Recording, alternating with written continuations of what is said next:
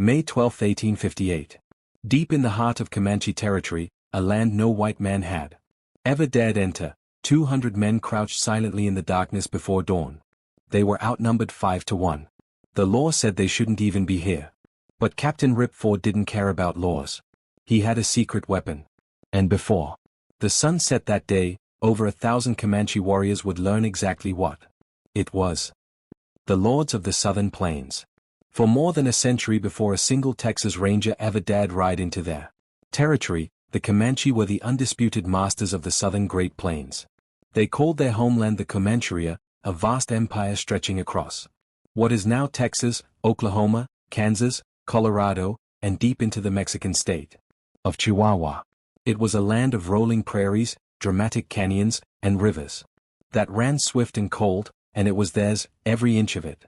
The Comanche were not simply a tribe. They were a force of nature. At their peak, they numbered nearly 40,000 warriors, the finest light cavalry fighters the world had ever seen. A Comanche warrior could ride at full gallop, hang from the side of his horse using only a heel loop, and fire arrow after arrow with frightening accuracy, all while presenting a nearly impossible target to any enemy standing flat-footed on the ground. They had mastered the horse culture with a genius that stunned every army, every militia, and every settler who dared challenge them. Their raiding parties were legendary. They could strike a Texas settlement at midnight, kill every man, take the women and children, burn every structure, and disappear back into the darkness of the Comancheria before a rescue party could even saddle a horse. They raided deep into Mexico, sacking cities, driving off thousands of horses, and returning home with enormous wealth. The Spanish, the Mexicans, and the early Americans all tried to stop them. All failed. By the 1850s, the Comanche had 12 distinct bands. Among the most powerful was the Cotsotica, the Buffalo Eaters, and the fearsome Quahati, the Antelope. People, who lived deep in the Llano Estacado, the vast stake plains of West Texas, a region so brutal and featureless that even experienced frontiersmen could die lost within its boundaries. The Comanche knew every water hole, every canyon, every game trail. This was their kingdom, and they intended to keep it. But by the mid-1850s, something had changed. The Anglo-American settlers were not behaving like previous enemies. They were not simply raiding and retreating. They were staying. They were plowing up the buffalo grasslands that fed the great herds the Comanche depended on. They were fencing off water sources. They were building permanent structures on land that had been Comanche hunting grounds for generations. And with every passing year, there were more of them. The Comanche understood what this meant. If they allowed the settlers to push them back inch by inch, they would eventually have nowhere left to go. So they chose a strategy of violent resistance. The years between 1856 and 1858 were described by survivors as the bloodiest the Texas frontier had ever seen. A frontier on fire. The raids of 1856 and 1857 were not random. They were surgical strikes designed to terrorize. Comanche war parties, sometimes numbering in the hundreds, would sweep down out of the Llano Estacado under cover of night, guided by moonlight that Texans learned to dread. They called the full moon the Comanche moon, because every Texan on the frontier knew that when that silver orb rose fat and bright over the plains, the raiders would come. They hit farms and ranches from the Rio Grande to the Red River. They killed men in the fields. They burned crops and houses. They ran off livestock by the thousands. Families who had risked everything to build new lives in the Texas wilderness found themselves facing a ruthless enemy that seemed to appear from nowhere and vanish just as quickly. The fear was total. Settlers in remote areas began abandoning their homesteads entirely, pulling back toward larger towns and military posts. The U.S. Army was supposed to protect them, but it couldn't. Part of the problem was geography. The Comancheria was enormous, and the Army had only a thin line of forts stretched across western Texas. The moment troops rode toward a raid, the Comanche simply disappeared back into the plains that the soldiers didn't dare follow them into. And in the late 1850s, the problem grew even worse. With the nation drifting toward civil war, the federal government began pulling troops out of Texas for reassignment elsewhere. The elite 2nd Cavalry, the best unit the Army had for fighting plains warriors, was transferred first to Utah. then eventually disbanded altogether when the war began. The settlers who had depended on those soldiers watched them march away in disbelief. Texas Governor Hardin Runnels had campaigned for office on a single promise: put an end to the Comanche raids. He had told voters that if elected, he would give them peace on the frontier. Now, with the army gone and the raids intensifying, he was out of time. He needed to act. He needed someone who could fight the Comanche on their own terms. He needed Rip Ford, the man they called Rip. John Salmon Ford was not a man who fit neatly into any category. He was a doctor, a lawyer, a newspaper editor, a politician, and one of the most ferocious frontier fighters Texas had ever produced. He had fought in the Mexican-American War. He had ridden with the Texas Rangers on the violent frontier for years. He was hard, brilliant, and utterly without fear. His nickname Rip had come from a dark administrative habit. When writing letters to the families of Rangers killed in action, Ford would note at the bottom of the casualty lists the initials RIP, rest in peace. The men started calling him Old Rip, and the name stuck for the rest of his life. On January 27, 1858, Governor Runnels appointed Ford as captain and commander of the Texas Rangers with orders that were blunt and unambiguous. He was to follow any trail of hostile Indians. He was to inflict the most severe punishment possible. He was to allow no interference from any source whatsoever, including, Runnels made clear, the United States government. That last instruction was significant. Federal law and numerous treaties explicitly forbade Texas forces from crossing the Red River into the Indian territories of what is now Oklahoma. Those territories were under federal jurisdiction, not Texas's. The Comanche bands that raided Texas would retreat north of the Red River, and technically, no state militia had the legal authority to follow them.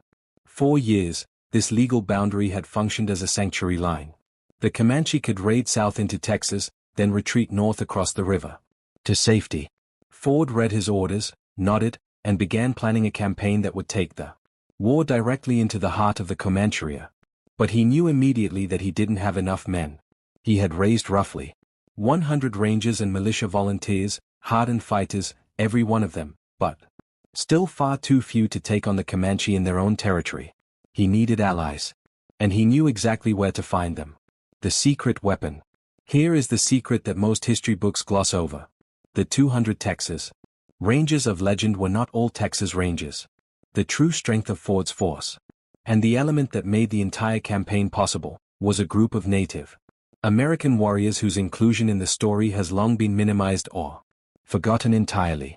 The Tonkawa Indians. The Tonkawa had lived for generations as enemies of the Comanche. They were a smaller tribe, pushed by Comanche pressure into a reservation on the Brazos River near what is now Fort Worth, Texas. They despised the Comanche with a hatred that ran generations deep. And they possessed something that no Texas Ranger could replicate. They knew the land, they knew the enemy, and they could track a war party across bare rock in the dark. There was, however, a complication. The Tonkawa had a reputation, feared and loathed by virtually every other Native American tribe, for cannibalism. They were known to eat the flesh of defeated enemies, a practice that the Comanche found particularly horrifying and that made the Tonkawa uniquely despised. Ford was aware of this. His response, recorded in historical accounts, was characteristically pragmatic. He had no objections to using cannibals to help him fight, as long as they were eating Comanches and not Rangers. On March 19, 1858, Ford rode to the Brazos Reservation. He met with Indian agent Captain L.S. Ross, whose teenage son, Sol Ross, would later become a famous ranger and governor of Texas in his own right, and together they called a war council with Chief Placido of the Tonkawa. Placido was old, but his hatred of the Comanche burned as fierce as ever. When Ross stirred the chief's anger by describing Comanche raids on allied tribes, Placido agreed to fight. At least 120 warriors volunteered. Of these, 111 were Tonkawa under Placido.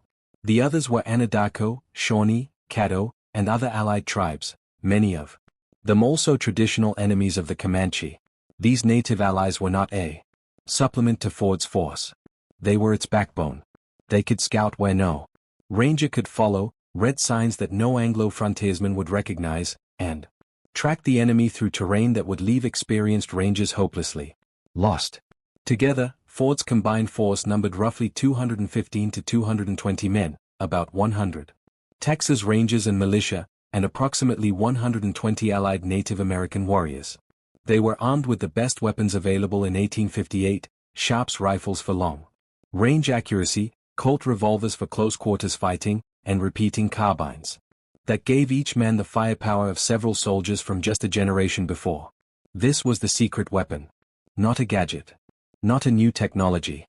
The secret was the Tonkawa themselves, warriors with a centuries-old grudge, intimate knowledge of the Comancheria, and absolutely nothing to fear from the men they were riding to destroy. In April 1858, Ford established Camp Runnels near the old town of Belknap in North Texas. Scouts, primarily the Tonkawa, were sent north of the Red River to locate Comanche camps. They found them. Multiple villages, deep in the Canadian River Valley, flanked by the rolling rises that white men called the Antelope Hills. Into the Comancheria. On April 29, 1858, Ford's combined force crossed the Red River. They crossed in silence, at night, knowing that what they were doing was technically illegal under federal law. Ford reportedly said it simply, his job was to find and fight Indians, not to learn geography. The march north into the Comancheria was brutal.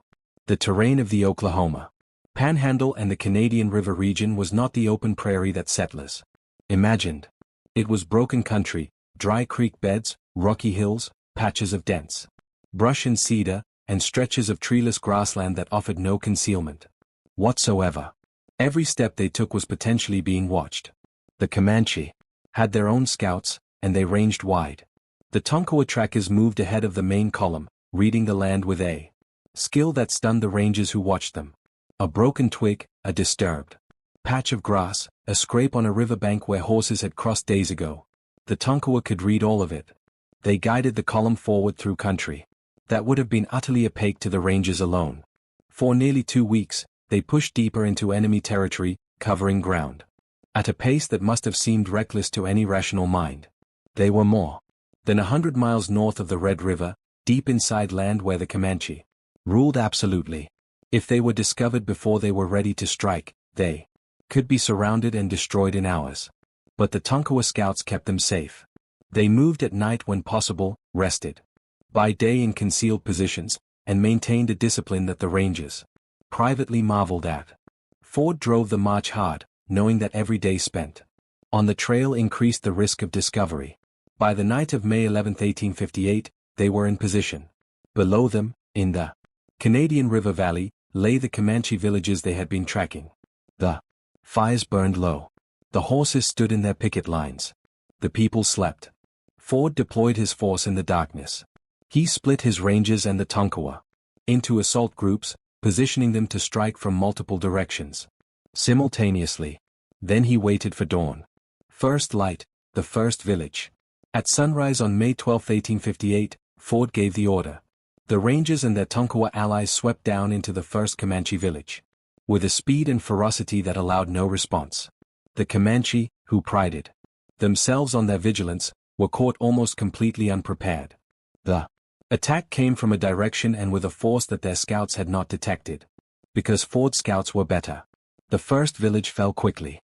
Comanche warriors scrambled for their horses and weapons, but the attack was already inside the camp before they could mount a coordinated defense. The fighting was close and brutal, revolvers against war clubs, rifles against bows, hand-to-hand in the tight spaces between the teepees. The Rangers' Colt revolvers, capable of firing 6 shots without reloading, were devastating at close range. A Comanche warrior on horseback, prepared to charge down a single-shot frontiersman who needed 4 to 5 seconds to reload, found himself facing a man who could put 6 bullets into him before he covered 20 yards. The psychological shock of that firepower, in what the Comanche believed was their safe homeland, was enormous. The first village was captured and destroyed. Ford's men burned the teepees and food stores, killed the warriors who fought, and pushed the survivors north. Horses were run off. The supply of dried meat and robes that would have sustained the band through the coming months was reduced to ash. But Ford knew this was only the beginning. The sound of the attack, the gunfire, the The screams, the crackle of burning, was already racing across the plains. Every Comanche camp within miles would know that enemies were in the valley. The second battle was going to be much harder. Part 7, Iron Jacket. The second Comanche camp was larger and had time to prepare. As Ford's force approached across the flat ground north of the Canadian River, they saw something remarkable, a lone warrior riding out alone from the village to challenge them. This was Iron Jacket. His real name was Pohebits Quasho. He was a war chief and medicine man of the Comanche, one of the most respected and feared warriors on the southern plains. And he was wearing, on that morning, a coat of iron mail, actual chain armor. A Spanish garment from centuries past, stripped from the body of some unfortunate Spanish knight who had ridden into the Comanche long ago and never ridden out. Iron Jacket had worn this armor in battle for years. It had protected him from arrows. It had stopped lances. He believed deeply, as did his people, that the iron shirt carried powerful medicine, a spiritual protection that made him invulnerable to his enemies. When he rode out alone to face Ford's force, he was not being reckless. He was performing a ritual challenge, one that had worked before, one that was meant to demoralize the enemy and demonstrate the spiritual power of the Comanche people. He rode his horse back and forth in front of the approaching rangers, chanting, his iron coat glinting in the morning sun, defying them to come closer. From among the Anadarko and Caddo warriors riding with Ford, a chief named Jim Pockmark raised his rifle and fired. The bullet struck Iron Jacket. The iron mail could stop an arrow fired at moderate velocity from horseback, but it could not stop a .50 caliber rifle bullet fired from a Sharp's long rifle at close range. Iron Jacket fell from his horse. The effect on the Comanche watching from the village was catastrophic. Their greatest war chief, their most protected medicine man, the man whose iron shirt had made him invincible, had been killed before their eyes. The spiritual certainty that had sustained the Comanche resistance cracked in that moment. If his medicine could not protect him, what hope did the rest of them have? The second battle that followed was fierce but lopsided.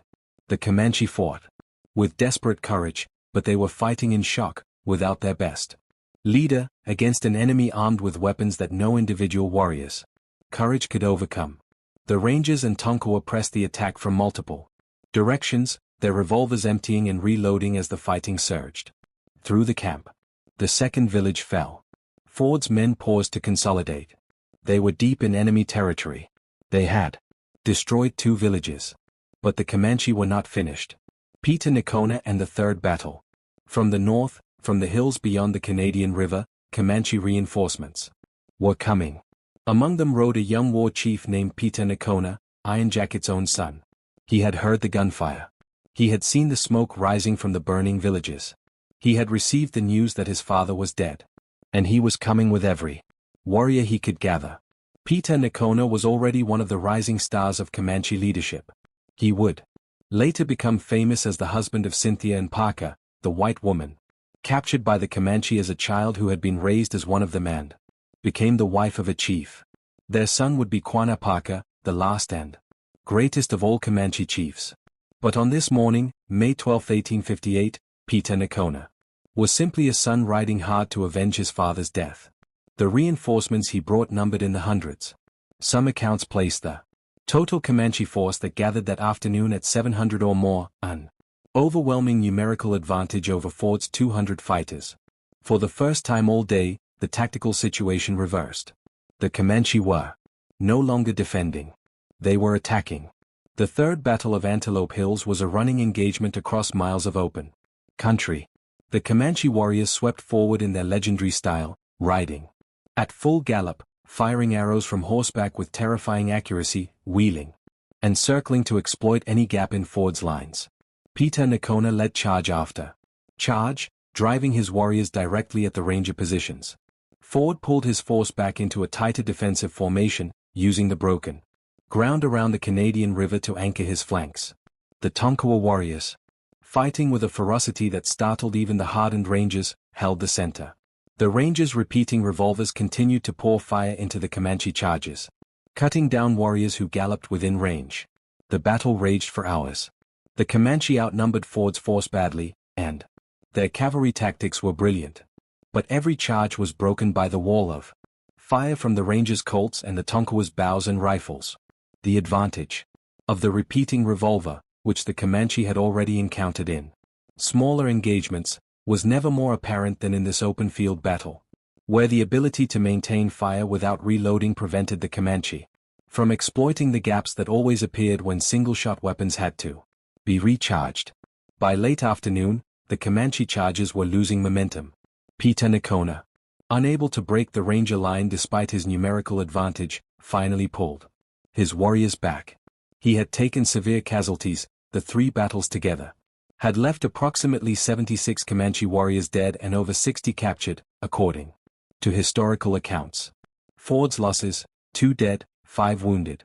As the sun dropped toward the western horizon over the Antelope Hills, Ford ordered his force to begin the march south. They were deep in enemy territory. Their ammunition was running low, and he had no intention of waiting for more. The aftermath: what the battle really meant. Ford led his Rangers and their Tonkawa allies back across the Red River to Texas. By any tactical measure, the Battle of Antelope Hills was a stunning victory. 200 men had ridden into the heart of the most feared warrior empire in North America, destroyed multiple villages, killed or captured over 100 warriors, and ridden back out with negligible losses. But the deeper significance of that day went far beyond the body count. 4 generations, the Comanche had been a sanctuary. The Great Plains north of the Red River, deep in Indian territory, had been understood by everyone, including the Comanche, as safe ground. The rules of engagement, such as they were, did not allow Texas forces to follow Comanche raiders back across that boundary. The river had functioned like a wall, and the Comanche had relied on it. Ford had shattered that wall. He had proven, beyond any possible doubt, that the Rangers could reach the Comanche in the deepest heart of their homeland, find them where they slept, and destroy them there. The psychological impact of this demonstration was enormous. For the Comanche, the battle marked the beginning of the end of a way of life. By 1858, only 5 of the original 12 Comanche bands still existed in significant numbers. Their buffalo hunting homeland was shrinking. The settlers kept coming. And now their last sanctuary, the deep Comanche, had been violated. The battle also had immediate military consequences. Ford's success embarrassed the U.S. Army, which had insisted that attacking the Comanche in the Indian territories was impossible. The Texas Military District Commander, Brigadier General David Twiggs, went directly to President Buchanan and argued that federal forces needed to return to Texas in strength. The president agreed. Major Earl Van Dorn was authorized to lead 4 companies of the 2nd Cavalry into Indian Territory, and the pressure on the Comanche intensified dramatically. The iron mail of Iron Jacket was cut up by the Rangers and distributed as trophies, a grim, symbolic end to the most potent symbol of Comanche invulnerability. As for the Tonkawa, Ford's secret weapon, the men without whom the entire campaign might have failed, their fate was grim. Their alliance with the Texas settlers had made them permanent enemies of every other Plains tribe. In 1862, warriors from the Delaware, Shawnee, and Caddo tribes united in a nighttime massacre of the Tonkawa Reservation in Oklahoma. Of 309 Tonkawa remaining, 133 were killed. Among the dead was the elderly Chief Placido, the old warrior, who had led his people in alliance with Ford, who had helped destroy the Comanche empire he had hated his entire life, and who died in a massacre that history has largely forgotten. Today, fewer than 15 Tonkawa families remain. Legacy, the beginning of the end. The Battle of Antelope Hills did not end the Comanche Wars. That process would take another 16 years, culminating in the Red River War of 1874 and the final defeat of Quanah Parker's Quahadi Band at the Battle of Palo Duro Canyon. But the Battle of May 12, 1858 marked the moment when the Comanche lost the one advantage they had always counted on, the belief that their homeland was unreachable. Rip Ford returned to Texas as a hero. He went on to fight in the Civil War and serve in Texas politics.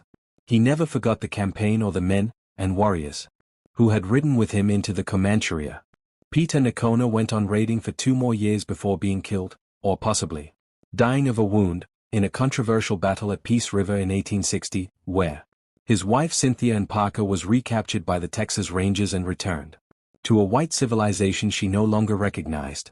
She died of grief within a decade, unable to return to the plains where she had been happy. Their son, Quanah, grew up to lead the last free Comanche band with a brilliance and courage that stunned even his enemies. He held out longer than anyone thought possible. But the world that the Antelope Hills campaign had begun to dismantle could not be rebuilt. In 1875, Quanah led his people onto the reservation at Fort Sill, Oklahoma, the final act of a story that had begun, in many ways, at sunrise on May 12, 1858, when Rip Ford's men swept down out of the darkness into a sleeping Comanche village in the heart of the Comancheria. The lords of the southern plains had met their match. And the secret weapon that had defeated them was not just the Colt revolver or the Sharp's rifle. It was the courage of old Chief Placido, riding to war one last time against the enemy his people had feared for generations. It was the knowledge that lived in the Tonkawa trackers who could read the land like a book. It was the willingness of Rip Ford to cross a line, legal, geographical, moral, and take the fight to where the enemy lived. The Battle of Antelope Hills. Remembered by few. Decided by the forgotten. The day 200 men changed the history of a continent.